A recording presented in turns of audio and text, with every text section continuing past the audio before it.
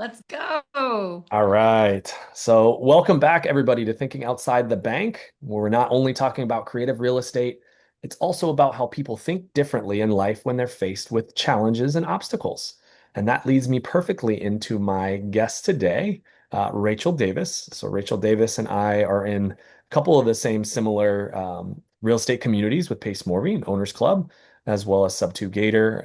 She's based out of the Charlotte, North Carolina area, one of my favorite places, favorite states by far. And we immediately hit it off when we first met. So I could not wait to have her as a guest here on Thinking Outside the Bank today to kind of share and drop some real awesome nuggets about her experience, in the military, but also her Mount Everest. And we have a dual meaning for that day. We'll get into that. But of course, how we kind of got into real estate. So, Rachel, welcome to Thinking Outside the Bank. Oh my gosh, Trevor, thank you so much. That was one, just a really nice intro. And of course, I love any opportunity to talk to people about my experience to see how those lessons may be able to help other people out on their real estate journey. Absolutely. Absolutely. So, well, thank you again. I usually like to start this out just to a little bit of an intro before we get into some questions and more about your journey and kind of the shift of mindset. Because, of course, like we mentioned, of course, we're in the same creative real estate community, so we could talk about creative real estate finance all day. But I really want to get into some other topics with you of life experiences when life really kind of shifted for you and kind of hear a little bit of your background. So, maybe start with a little bit of kind of who you are and a little bit of your history and kind of yeah, what got you to this place in life. Perfect. Yeah, no. So my father was an infantry officer. So I grew up moving all around, primarily like the South in the United States, a little bit in the Pacific Northwest. Graduated from high school, did the college thing. 9/11 kicked off my senior year of high school. So that very much influenced a lot of my trajectory going forward. My life's always been about service. I finished college and then did AmeriCorps on an Indian reservation just south of Kalispell called the Flathead. Did that for a year before I realized that eating government cheese and powdered eggs for $825 a month was not really working for me. So decided to go to graduate school and use the Army to pay for it. So I commissioned 3 days after I defended my thesis. And less than a year later, I found myself in Afghanistan.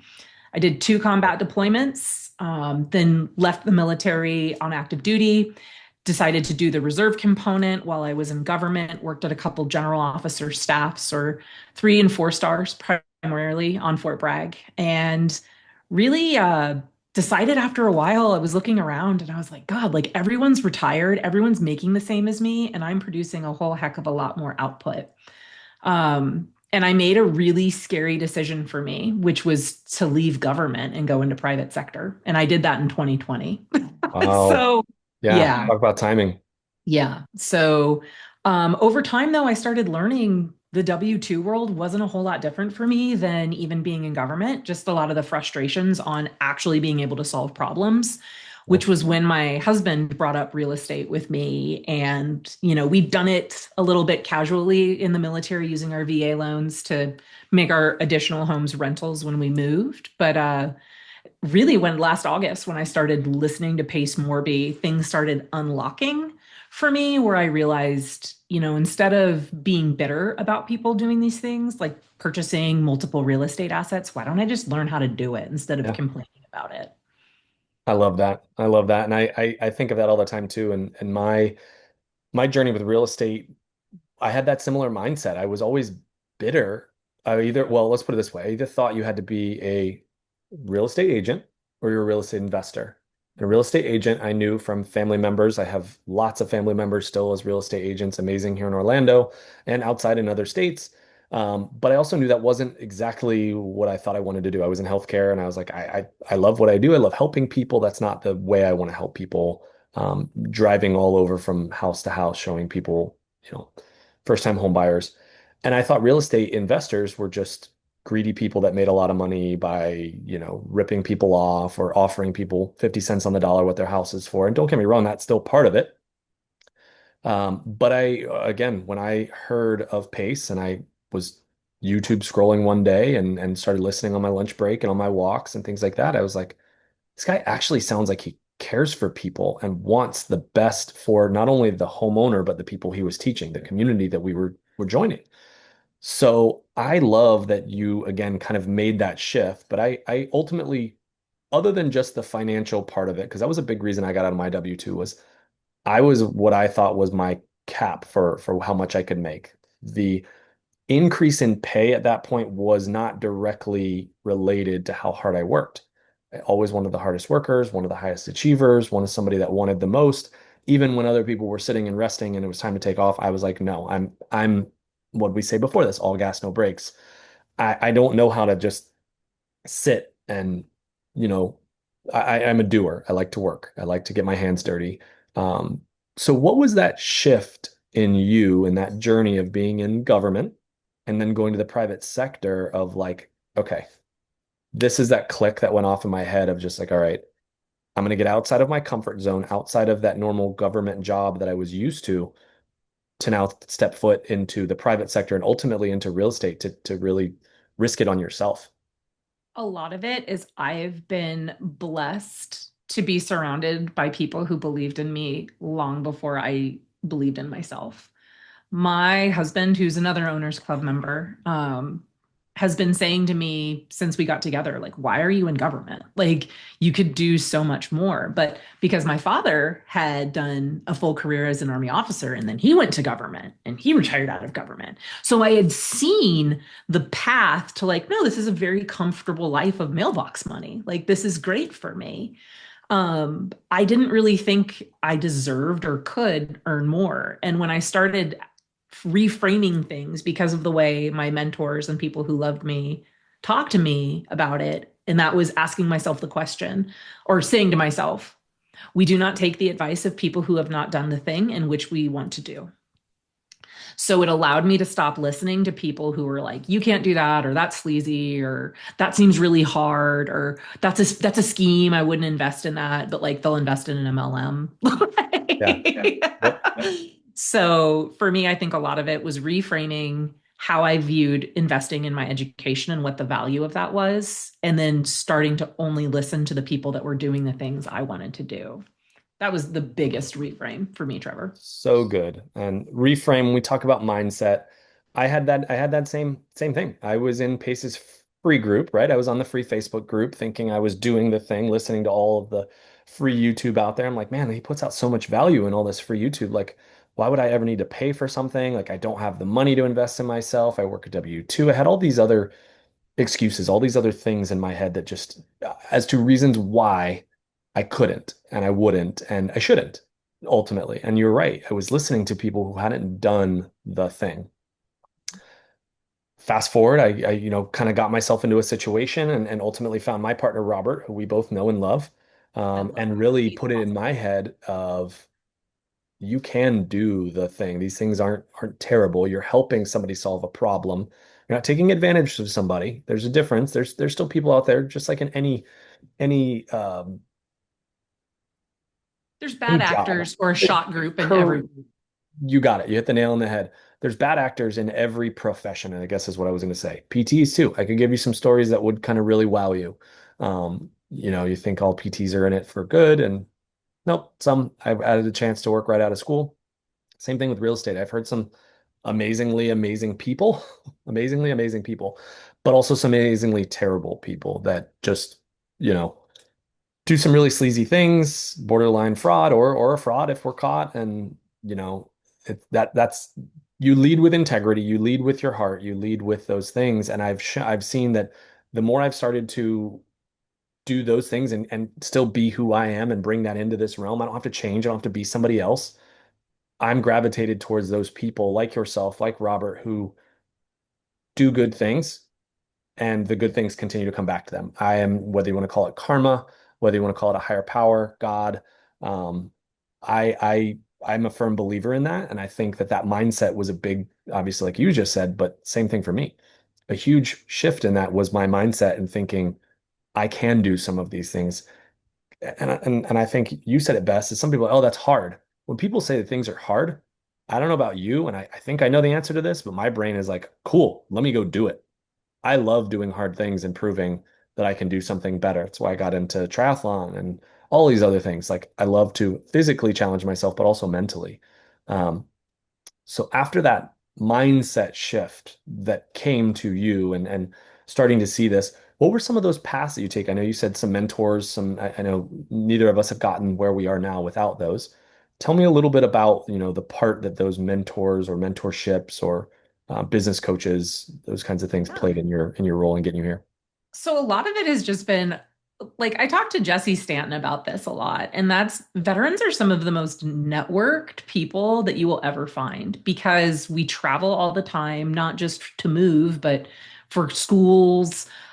We generally are what I refer to as like big world people. So like we've all run into the person who like thinks that there be dragons like 30 miles outside of the radius of their hometown, where military folks like know there's a big world out there and we've done really difficult things both mentally and physically.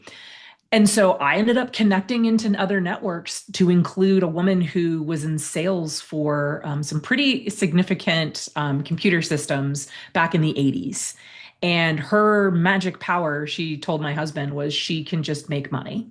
She's very good at going into businesses, doing consulting, figuring out where their sales needs to be streamlined and executing. And she took a real liking to me to the point that she was just constantly like for the last like 8 years, every 6 months, Ellen will get on a call with me. We went down to Tampa and down to Ybor City, and she took Michael and out to eat. And she wants to know, like, okay, when are you going to start? Like, she was always pushing me, like, when are you going to start doing the thing? And I always had a million reasons why, like, someday was better than today. Yeah. So, um, Michael and I, when we started talking to her about wanting to be in real estate, the first thing she said to us was, the only thing I wish with real estate is I had started sooner.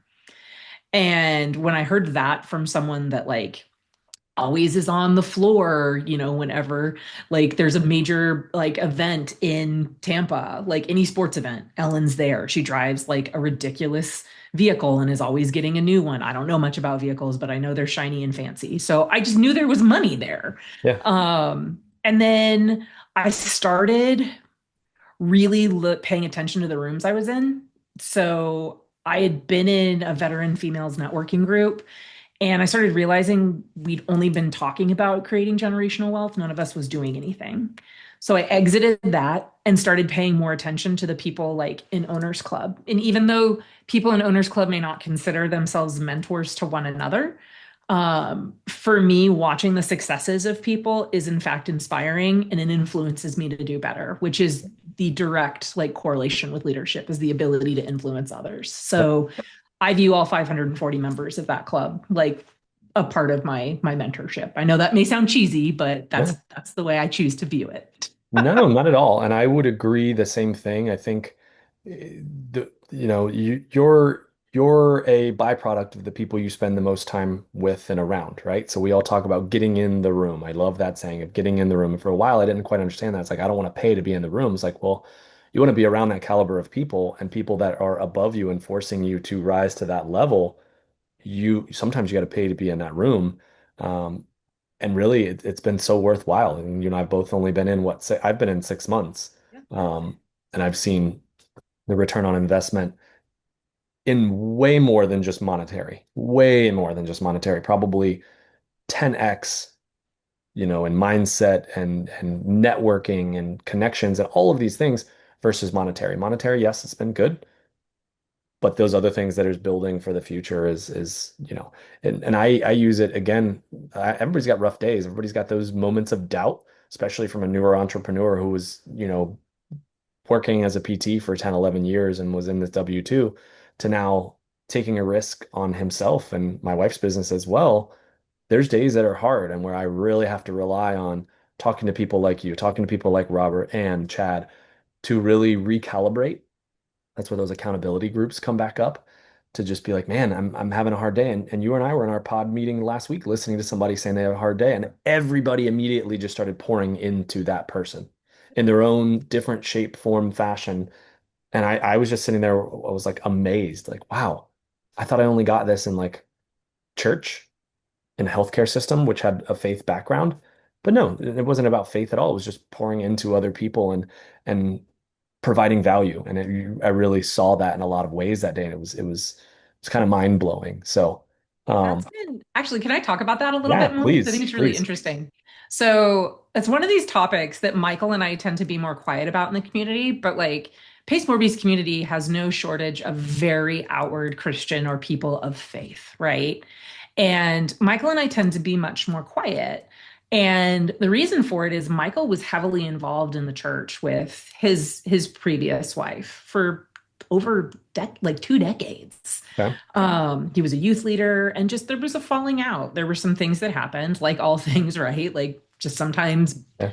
right, wrong, or indifferent, bad actors get involved, and it caused him to just not want to be around the church anymore. I had the same thing happen to me when I was in college with Mars Hill in Seattle, if you're familiar at all Mhm. yeah.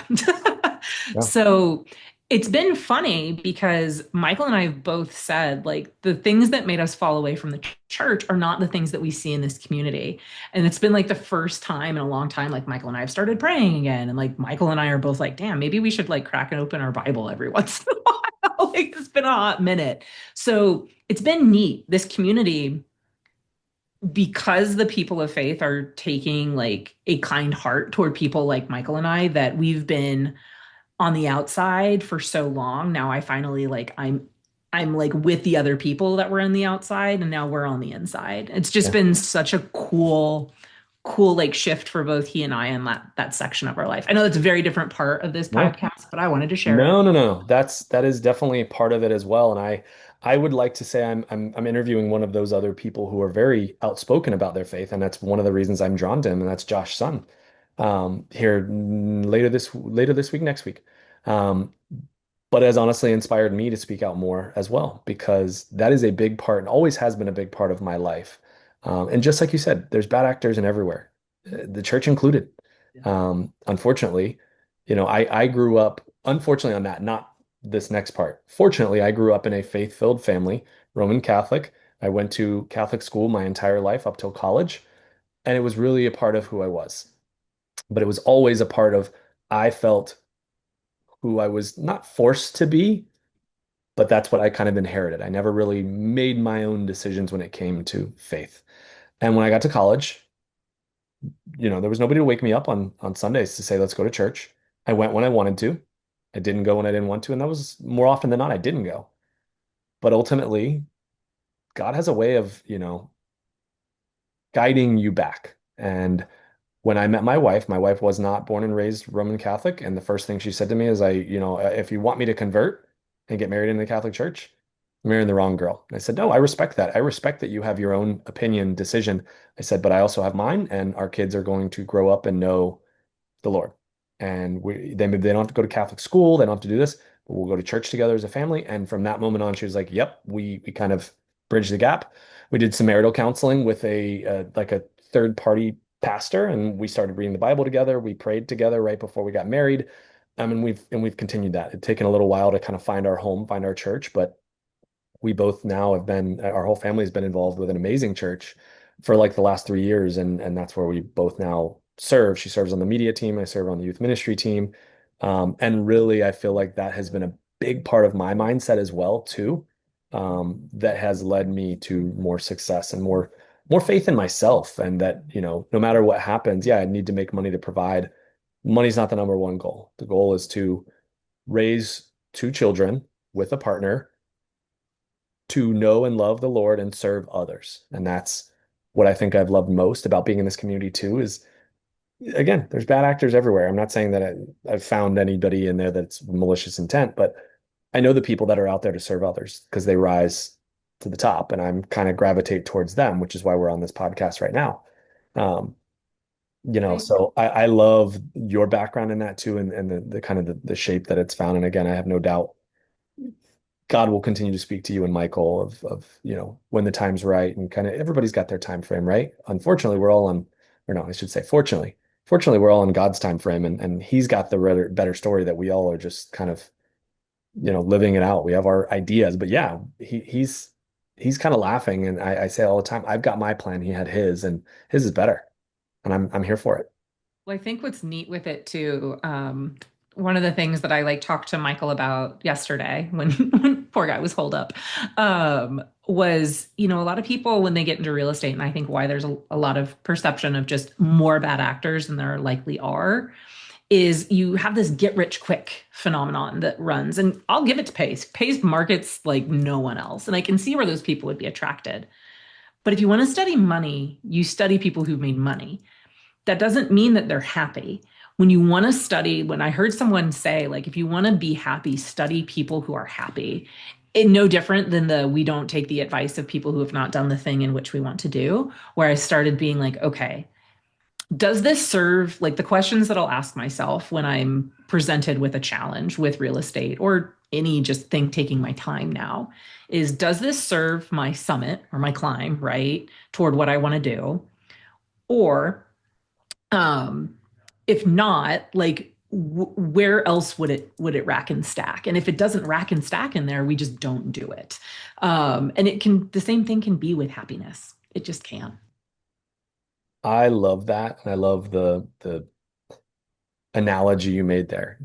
Again, you want to make money, study people who make money. Doesn't necessarily mean you're going to be happy. Mhm. And so I'm going to ask you a kind of a little bit of a twister question here.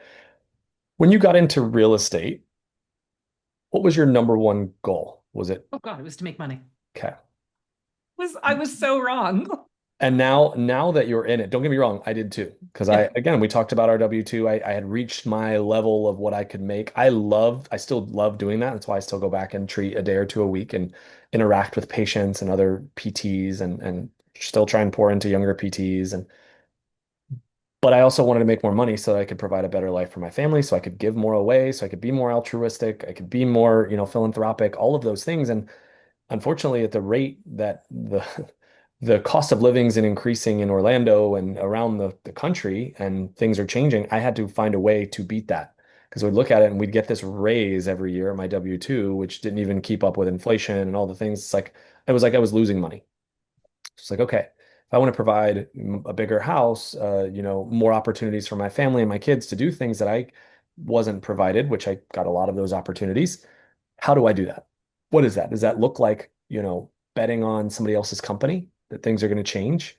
And I did for a while. And then it was like, no, you bet on yourself. I know I can do it. I have an amazing partner who believes in me and believes in herself and knows that if we put the thought process towards it, God's going to provide. It's not going to let us, if he ends up on the street, cool, there's a lesson in that. If we end up in a mansion, great, there's a lesson in that. Um, and I'm here for it. So now that knowing you originally got into that to make more money, what has changed? What has shifted in your mindset, belief, goals? What is it that you now are really after when you talk about real estate? I think, oh my God, my cat, hold on. Sorry, my cat's got something in her mouth. She's Uh-oh. having the No, best check on her time. if you need to. Go ahead. Oh, she's fine. She just Oh, wants to hear someone pay attention to her. She's 15 and just old and crotchety. Like, where I'm at now is I think for me, like, of course, I still want to make money, but the thing that's driving it is working with people. It's I joke around with people. I want to be the Post Malone of Owners Club. Like I just want to work with dope people and make money and solve problems. And like the cooler those problems are, or for me particularly, I'm learning my background in the military and understanding like veteran markets. Like there are people who really want that knowledge and that my knowledge can help make or break a deal. So I want to share that because I want to make sure people are successful with what they do and that they're able to take care of my people. So it's gone from I want to make money to I want to make money by solving problems and working with my friends. so good. And I think we've heard Pace say that more times than not. Like, yeah, I want to make money because I have a team and people that rely on me, not just his family, but I love how he talks about that too. It's like my team, if I don't go out and do the next deal, they don't have a job. So I have to provide for more people. And I'm providing a lifestyle for all those workers, all those things. But he's like, I made Owners Club because I want to do cool things and own businesses with my friends, with people I know, like, and trust. And that's honestly what's kind of gravitated me towards it, even at Squad Up this year, was just that little bit of the only little bit of what I'd call a sales pitch. And even then it was still he's either the greatest sales pitch person, whatever marketer of all time, or he really leads from a place with his heart and his passion for helping others, that just shows through. And I really truthfully choose to believe that over it's all just a big gimmick or a big sales pitch because I've met the guy in person. I've gone fishing with him.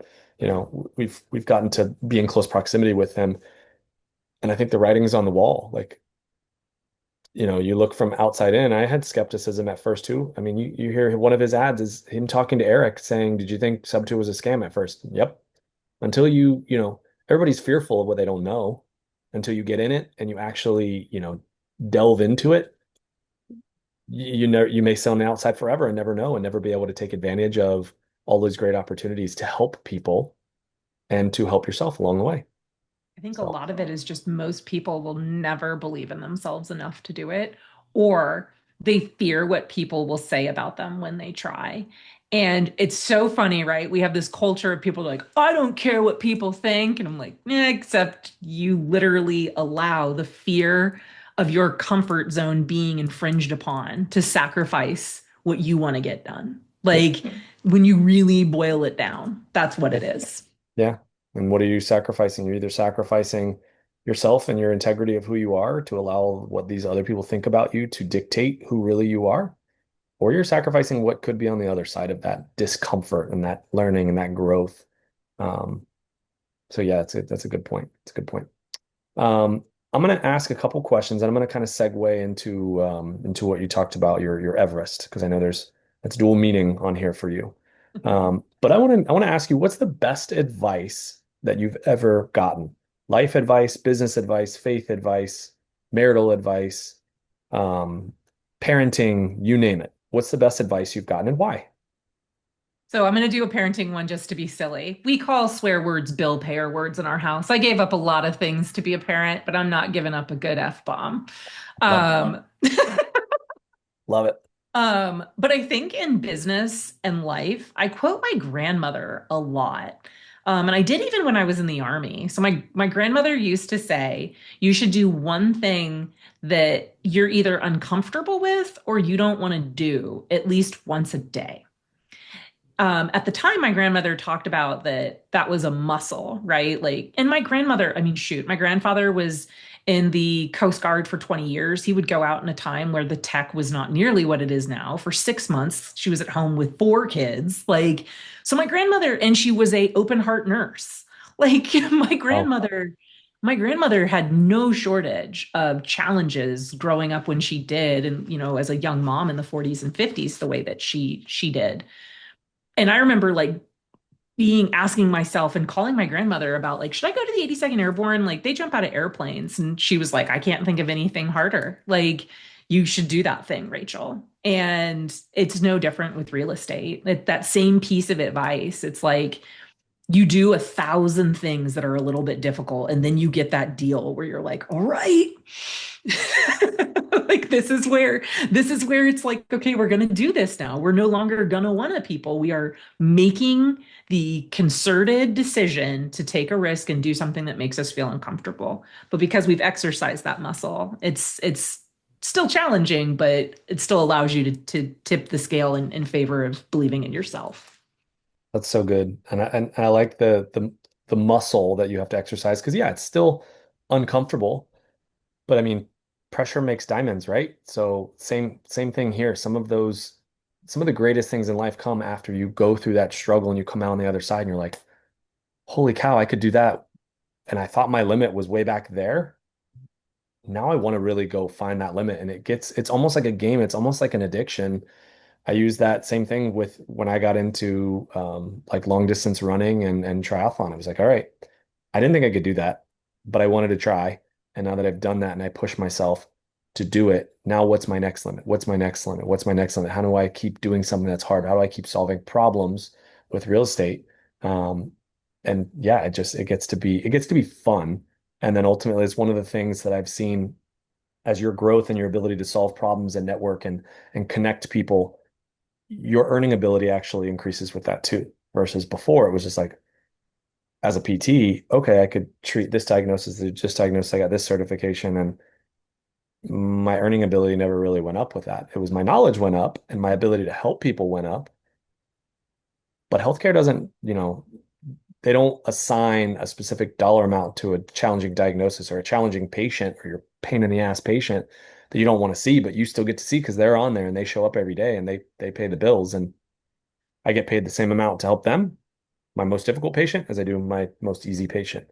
I got paid the same to mentor the person that was right out of high school and it was their first job ever. And it was the person who they'd been in the field for 40 years. And it was kind of changing that mindset of them. And it just got to be, it was like, okay, how do I make that earning potential inversely related or directly related, actually, instead of inversely related to how hard I work and how problems I can solve and things like that. So, It's funny. I think you're hitting on the head all those like motivational quotes from business people that when you're in the W-2 and in the W-2 mindset, like you'll reshare it. Like I think about Grazioso saying, corporate America doesn't pay you for what you know, it's what you can produce, or it's something along those lines. And like, and as a W-2, I'm like, yeah, I'll just produce more. I'll just produce more.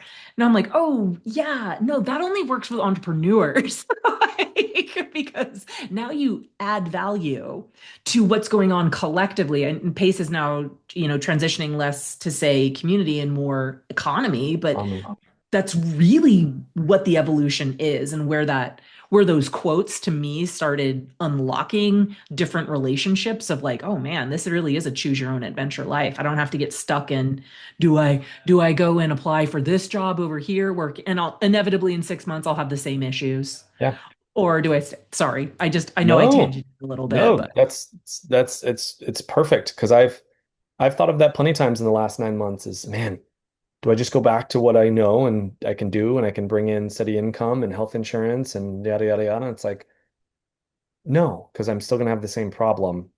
I'm just going to be, shying away from that discomfort, that, that safe place, right? That I always thought was so safe. I had finally climbed the W-2 corporate ladder to the job that I always wanted that paid, more than almost double what I originally started at coming out of school as a PT. All my student loans were about to be paid off. I had all these great benefits, these days off. I could work from home. And I'm like, man, this is great. I'm never leaving this job. I literally had a conversation with a friend of mine. I was like, I'm never leaving this job. And I got comfortable. And then that job ended. And all of a sudden it was like, this safe place is not a safe place. It's that's the mindset that you believe. And it wasn't malicious for the reason I, left or got fired, but it was still, it wasn't safe anymore. It was that's just why another I want number. to talk to more veterans, like even just stuff you're saying right now about the importance of veterans or service members learning about real estate investment. Because I think about something that Michael and I never have to worry about because he's a retired veteran. Insurance doesn't matter to me. I'm a VA, I'm a disabled veteran myself. I can go to the VA anytime. So that piece is eliminated for Michael and I of having to worry about, on top of having non-taxable income and based off of our VA disability that we can either use to lend or that allows me to not have to go back to a W-2 to work on building our business. It allows us, as me as a female veteran, if I ever want to compete for government contracts to fill real estate acquisitions, because I'm a disabled female, I go to the front of the line. Wow. So, and then on top of that, we have $1.6 million dollars in a benefit called the VA loan. Michael and I both have access to that VA loan to be able to acquire more properties. So I just go back and I think about how many service members leave active duty because their spouse can't work because their resumes look like they're a drug dealer, like moving every 2 to 5 years. And I think about how many military spouses would be postured to like wholesale or to BTCs and earn that income while, because they generally have larger families earlier, being able to work from home, like finding their tribe, finding the people in their community that they can assist. I'm like, gosh, how do I talk to more of these people to build this community? It's good. I feel like you're doing it right now, though. A lot of those things that you just shared were amazing pieces that I mean, clearly as a non-veteran, I never knew was available, Yeah. which is amazing. But as I have family members who are in the armed forces and love, the value that you bring, and I've already tried to connect you with my brother-in-law and Will. But I think saying what you're saying in these instances and this word will get out, these will be on all over the internet for years to come for people to hear you and then reach out to you and be like, hey, Rachel, you obviously know your stuff. How do I work with you? How do I, and that's just more experience, more ways that you're helping people. You're solving somebody's problem because they didn't even know they had a problem. They didn't even know that they had all of these other benefits, maybe. Maybe they knew some of them, but not all. Um, that now you can solve for them. And I think that's amazing that you're willing to share that knowledge of things that you've gained over the years is, yeah, it's unbelievable. It's cool too. Like even just to side quest a little bit. Today at 1 o'clock, I'm filming a series from a sub two member gave me a veteran that it's not a deal. He's gonna have his house more than likely closed on 6 October. But I'm filming the entire process and all of my phone calls with him. But on Friday, I connected with him and he has an appointment with his veteran service office tomorrow. Had that sub two student not, and we're going to start talking to the VA about, doing a uh, oh gosh, loan modification because he's trying to get his benefits to be like, hey, is there any way to, I mean, I'm doing whatever I can to give this guy a soft landing. Amazing. But again, I think that by filming it and showing people, even when I mess up, like learn from that and like, let's move on because nothing I'm doing like requires you being a veteran. It helps because I get credentialed, but I want people to understand how to make the best of a crappy situation. It's so good. And I think everybody wants to show the highlight reel of your life, right? They're afraid to show the failures. Yep. They're afraid to show the things that didn't go wrong or didn't go right. And I think filming this is amazing because it does happen. It happens every day. People get foreclosed on every day. But knowing and being able to use that example might save somebody else in the future. Maybe this isn't a deal. Maybe this doesn't happen. Maybe it does. Maybe you get the attention that this guy needs, and then you can help so many more people. And it's a springboard to other things. So I think, the recordings of things. I know you and I are both not super shy when it comes to being on camera or speaking out or speaking up. And sometimes it's the closed mouth doesn't get fed, especially in the world we live in. It's a gift that you and I were both given. Why would I why would I hide that to maybe somebody who doesn't have that gift or is afraid to use their voice? I speak up sometimes because of them too. I'm not trying to think of like the savior or anything like that, but those people that don't speak up, they may never, and they may have the same question I do, but I'm willing to raise my hand. I'm willing to look like a fool that nobody's going to remember even after I ask the question anyway, because somebody else is going to look like a fool, and then it gets carried on. I used to think that all the time. It's like, oh man, I don't want to raise my hand and say something that looks stupid. Who cares? It might be the greatest question ever, and it might lead to a breakthrough for somebody else. I owe it to myself and those people to speak up. I think it's funny because I've never like cared about asking the question because again, I'm just like I don't get it and my job is to be a student in life to understand it, especially if it's something that can help other people. I find more people will again like the brightest light takes the arrows. So I've had a couple people that have it's come back to me. No one will ever say it to my face, but are being a little bit nasty about what I'm trying to do and who do you think you are? And at the end of the day, I just rest on I know what I'm trying to do right now, which is help this guy. So to me, this is a mirror in your face of what you're not doing, that you're too afraid to learn something new. So I don't take it personally anymore. Um, I just am like, that your feelings about it have little to nothing to do with me trying to get this guy the best that I can. And if you think you can do better, please let me know because I'm happy to fill him in on your knowledge. I was gonna say, yeah, instead of sitting on the sidelines and critiquing what I'm actually doing, why don't you use your knowledge for good instead of, that's my biggest thing is going on, and everybody does it, right? We go on social media and we read the comments. And man, like some stories are just too good not to read the comments, but then I'm like, now I'm falling into that as well. Like I want to comment on something. That's something I really shy away from unless I'm writing something positive. I don't write it. Like if I'm not promoting or helping or if somebody's wrong, maybe I reach out to them on the side and be like, this is where I think you're wrong. But it's like just calling somebody out on there. And I know a lot of people do it for attention, do it for the comments in there so that people do comment. It's like, what are you thinking? It's like, it's just like sensationalism. It's like that it's not helping anything. In my opinion, you're kind of furthering the problem because you're not trying to work on the solution. You're just trying to, use the attention to kind of drive negativity and views and likes or whatever. Well, it's It's all just like, based on man, the algorithms. I'm the same way. A lot of times I'll pop into someone's DMs if I see something like just crazy. And a lot of times I start it the same way. And that's the most dangerous thing going on in our country right now is that people refuse to have a conversation. Everything comes down to you're either morally corrupt or you're an idiot. Yep. And you can't start a conversation and dialogue if you can't have anything to agree on. So what I try to do in those instances is find one thing that we both parties can agree on to move forward in the conversation from there. And some of that I learned through the military and just some of the training I was given. Yeah. All right. So we're gonna segue a little bit. I'm gonna ask you one Perfect. more kind of lightning round type question. Let's go. If you lost everything today, what's the first thing you do to start over? Oh man. Honestly, Yeah. Michael and I would probably move and become expatriates somewhere like Panama or Spain in order to regroup and take the knowledge that we'd have already. Because the not even if I lost everything, I'll tell you the thing I won't lose, and that's my VA disability rating, which allows me to move to other countries unless something wild happened in the government. Hmm. So I would move to another country, I would film it, and I would talk about the process and film rebuilding a business and learn from the mistakes that made. I think one of the things that makes a lot of people resonate with me is I bring them through the whole process. I show the good, the bad, and the ugly. So I would just repeat the process. I love it. I mean, I yeah, no critiques on that. I think that's fantastic. Yeah.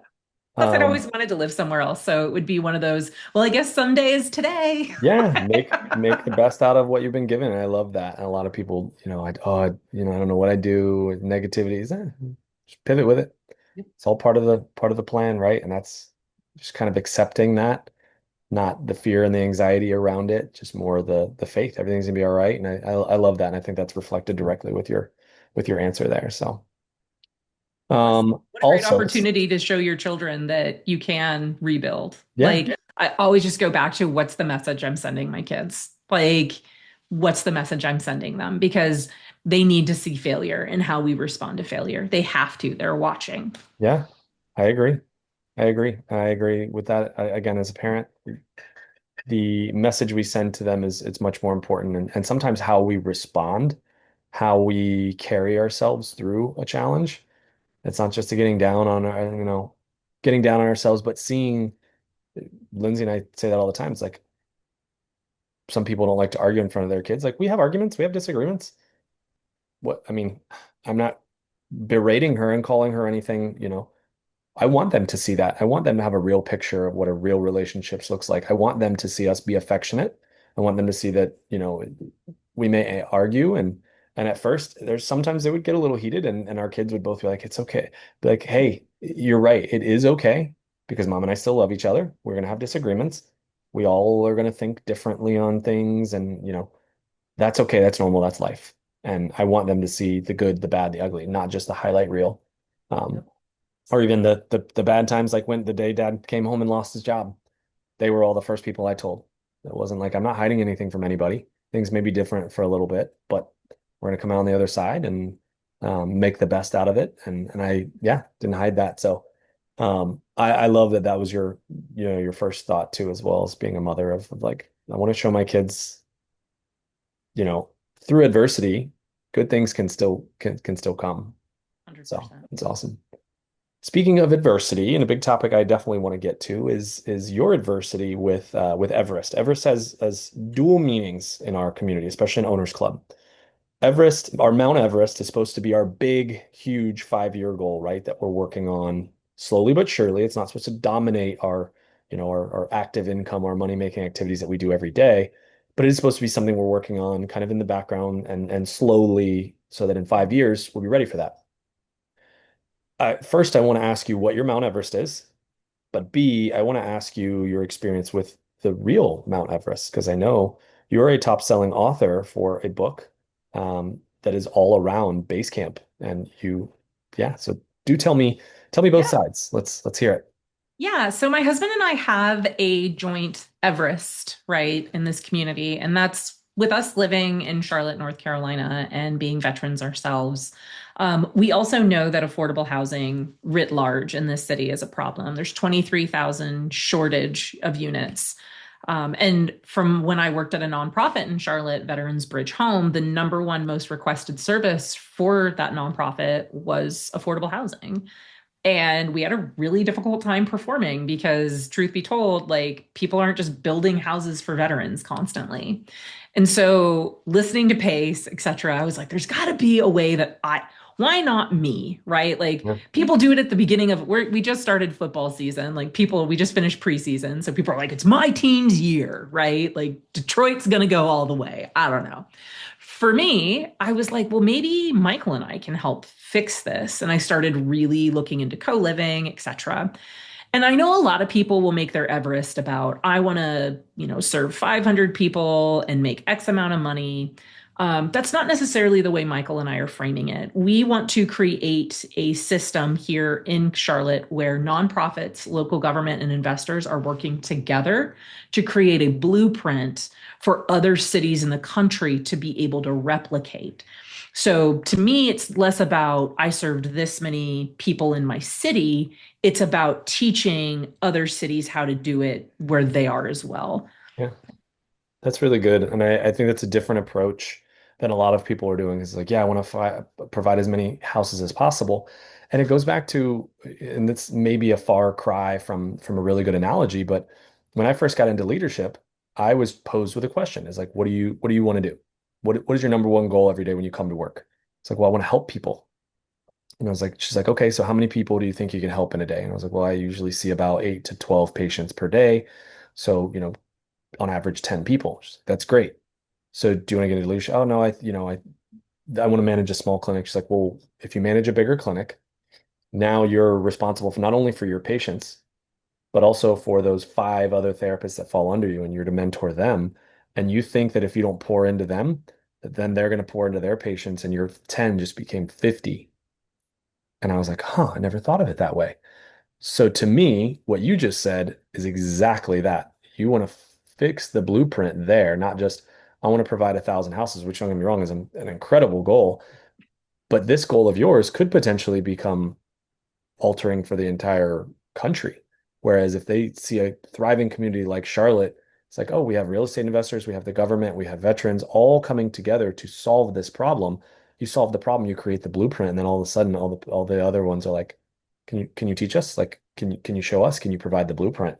Then your value becomes exponentially larger. Not only, the value that you bring and you can make, but also the value you can bring for the entire country, which is, I think that's a really interesting way of looking at that problem and kind of thinking of it from a 100,000 foot view up above. So, I think a lot of it comes down to the time that Michael and I spent on general officer staffs. There's something, I don't even know if this gets used in the private sector, but the good idea fairy, is that like a thing? Okay. So in the military, there's always the good idea fairy, where someone will just put something out in a meeting and you're like, that is a side quest that has literally nothing to do with what we're talking about. And it's inevitably someone in a leadership position that people will follow. And so the way that I used to negate the good idea fairy when I would hear it in meetings that I applied when we were starting to develop our Everest is asking the group one question. What problem are we actually trying to solve right now? So when people will throw out like, I want to house 500 veterans, I'm like, stop. How many veterans are in your city that are homeless? Do you know where to find that information? Let me help you.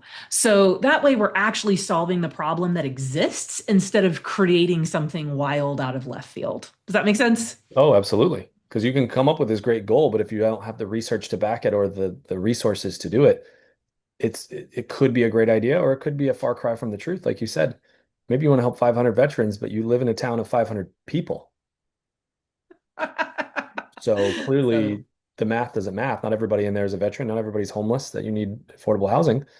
So you gotta, yeah, do the research before you can yep. solve the problem. And what And is the problem we're trying to solve? So I love that. And then the next evolution of this is Michael and I intend to, through co living, start doing this, right? Getting at the affordable housing issue in Charlotte, starting with co living, finding a way to have an express lanes for veterans.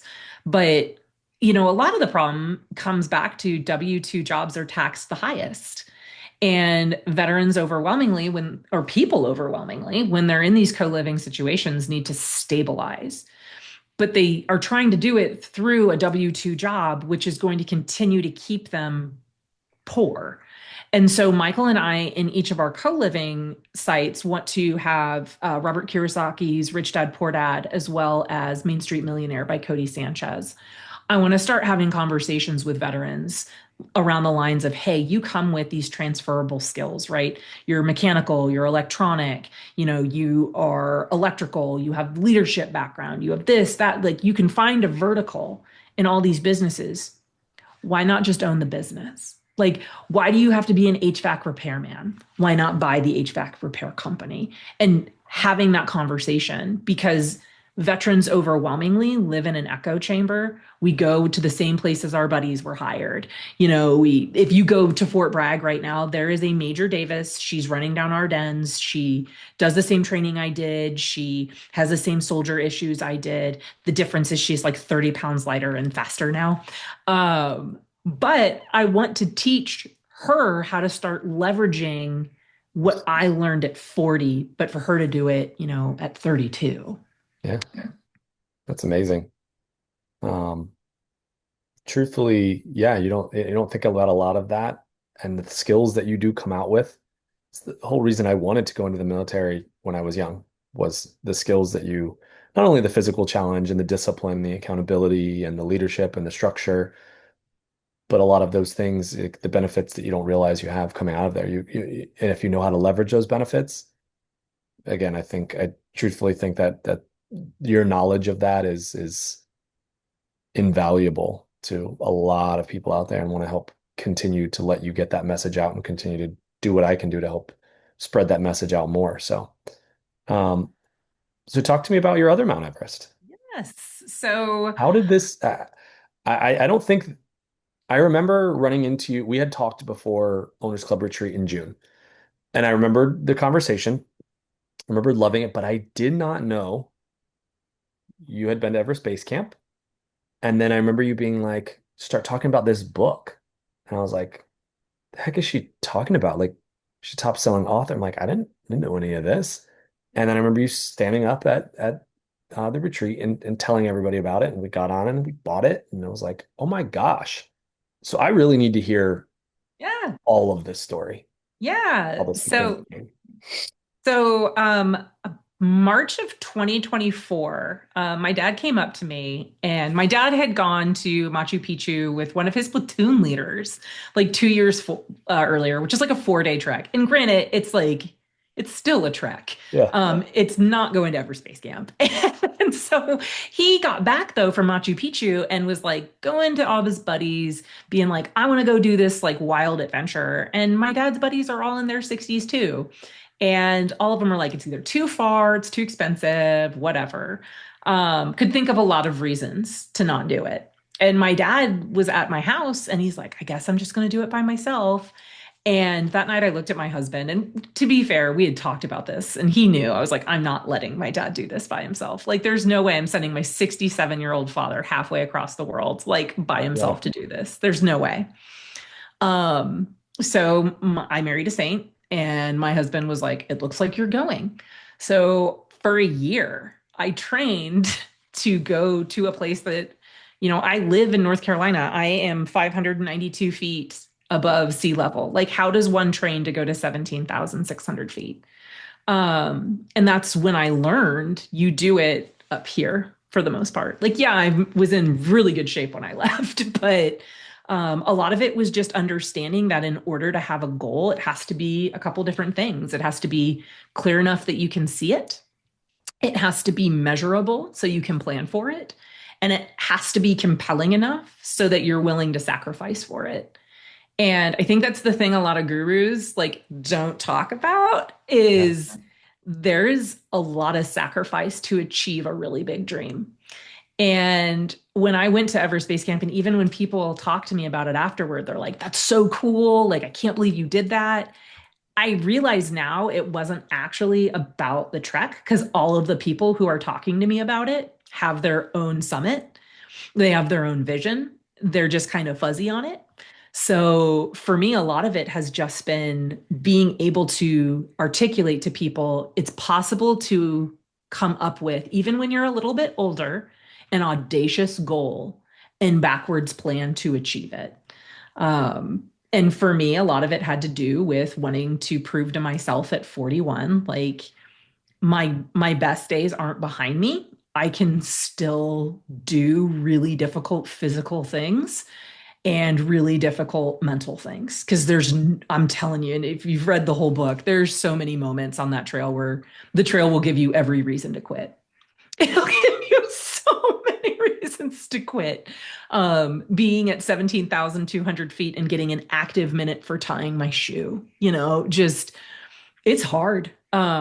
And now my dad, and we're going to see because I have to talk to Michael about this, but now my dad wants me to do the Mont Blanc Trail with him, which is 105 miles next summer. So there may be a second book. Who knows? Nice. I love that. I love that. I can't wait to read part two and kind of hear some of these because as somebody who loves the outdoors and loves challenges, loves hiking, I totally like I would do that in a heartbeat. Because again, like we talked about before, I love doing hard things and there's challenges and it's also accountability because then I'm like, well, if I'm going to show up there, I want to show up the best me that could Mhm. be there, not like, oh, I sign up. Yeah, if no, if I'm going to pay that amount of money to go there and do this and make that, commitment, I'm damn well better know I'm going to show up in good shape and I'm ready to go in the right state of mind. And like, quitting's not an option. It's like, because when you come back, everybody's like, oh, you tried, good job. Nope. Yep. No, I did Well, it. and I found out, I'm so glad I didn't know this beforehand, but 33% of people who start that hike do not finish it. Yeah. I was like, Would you ever go to the summit? of Everest? No. Um, It's so crazy. for me, there are other mountains I'd like to summit, but quite frankly, I've done enough things in my life where death was like a real risk, and I got paid to do it. Yeah. So the idea of going up that mountain for me would be ego driven. And it's something I probably could have done when I was younger. But now I can think of other things that push me that have the same message that aren't as ego driven. People go to the top of Everest because they've got something to prove. They do. Yeah. And I just don't think that that's in me anymore.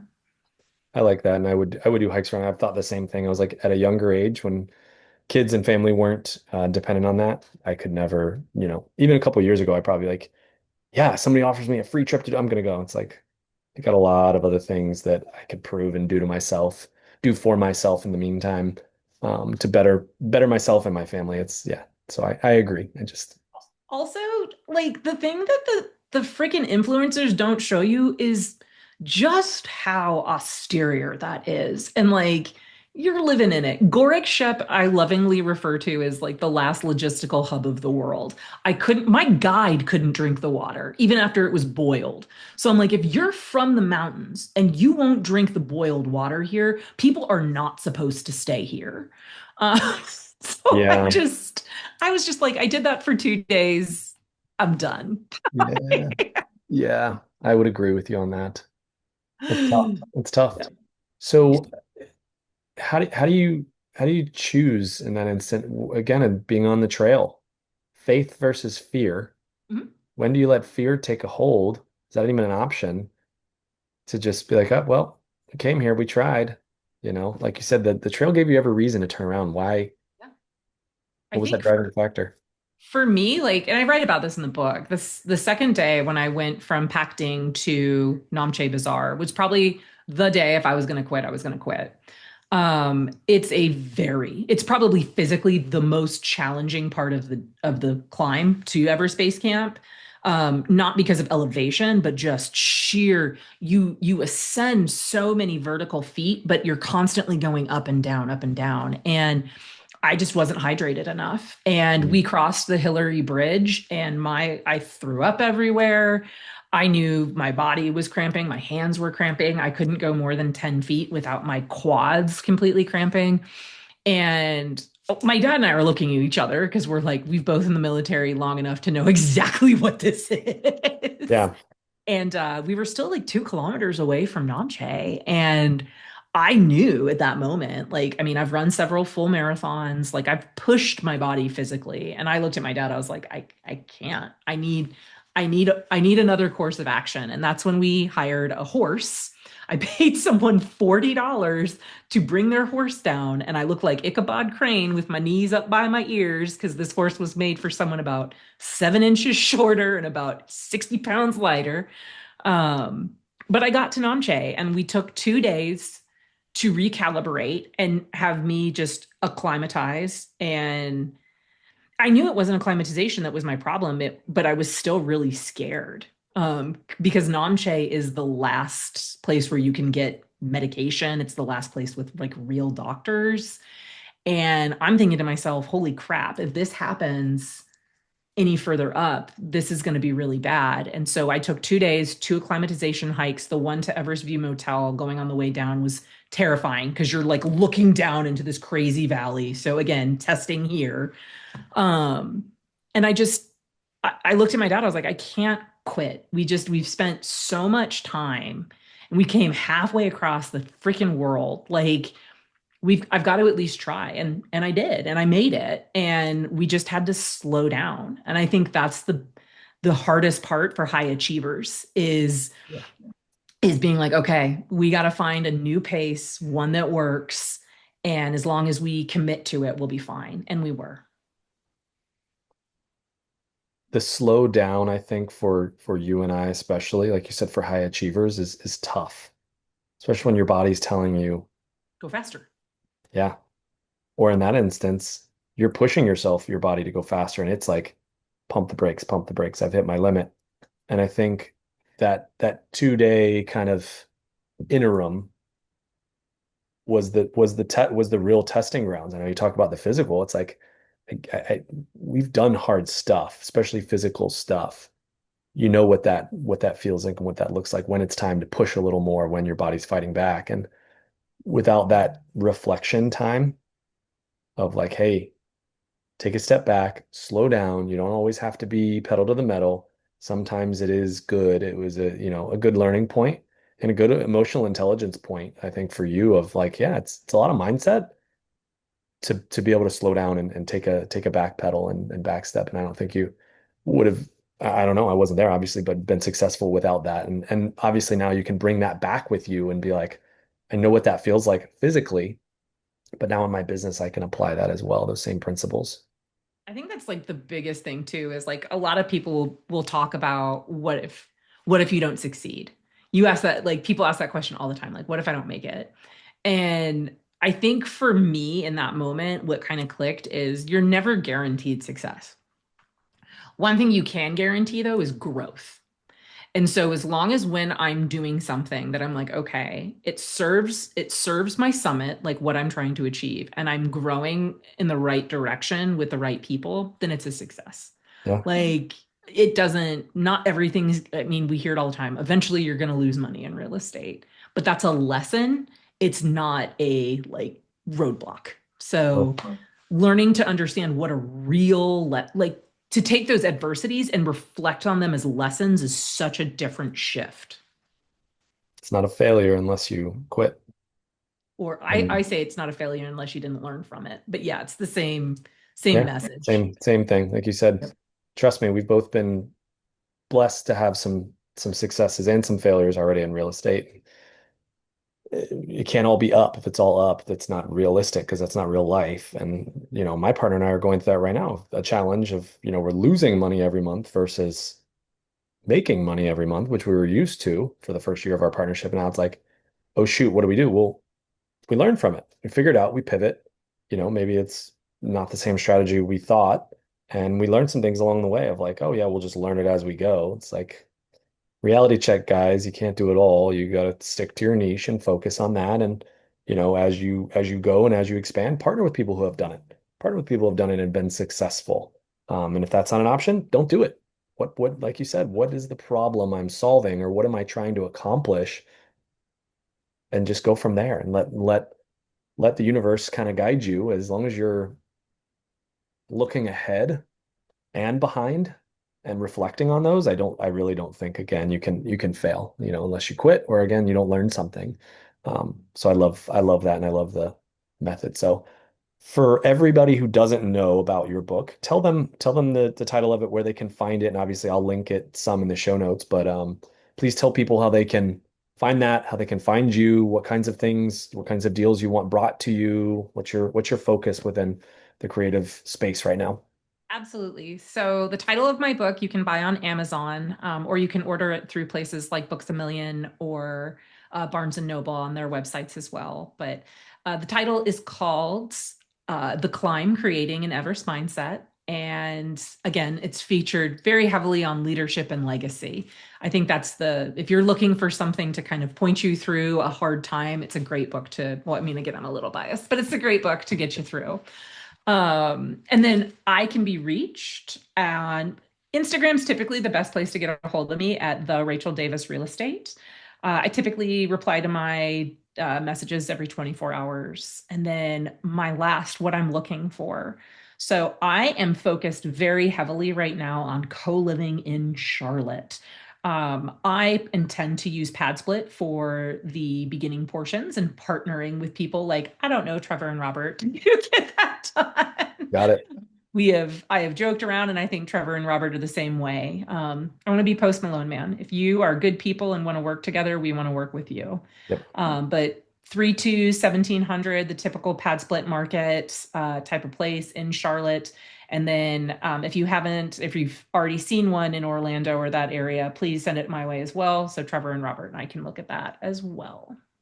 You got it. You got it. So I will definitely, like I said, post those down in the show notes so you can find Rachel. You can find a direct link to her book on Amazon. Please go read it. It's fantastic. And yeah, please reach out to her because she means what she says. She wants to collaborate with people. If you got properties in Charlotte or Orlando, we would love to help. Even if it doesn't fit our immediate buy box, you've already kind of heard, we like to collaborate. We like to help. I like to solve problems. So if you've got a problem, bring it to us. We'd love to help. We'll solve And it. Just like ice, what was it? Ice Ice Baby, Vanilla Ice. If you got a problem, yo, we'll solve it. solve it. I love it. I love it. She's hitting all the rappers today. She got Post Malone and Vanilla Ice. So you know the girl knows her stuff, the old and the new.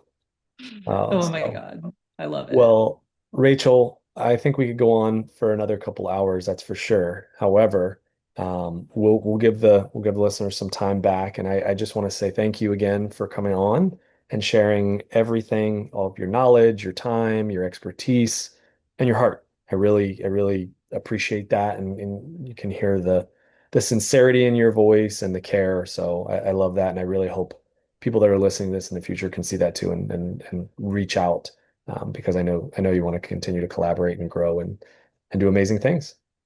Well, thank you. And again, Trevor, I really appreciate you bringing me on. I've loved being able to just start the process of beginning to collaborate with you and Robert, and I'm excited to see what wins 6 months from now we are putting under our track belt, and what lessons we can tell people we've learned in the next six Exactly, months. exactly. Those are going to be good lessons. Trust me, I know we're going to have some.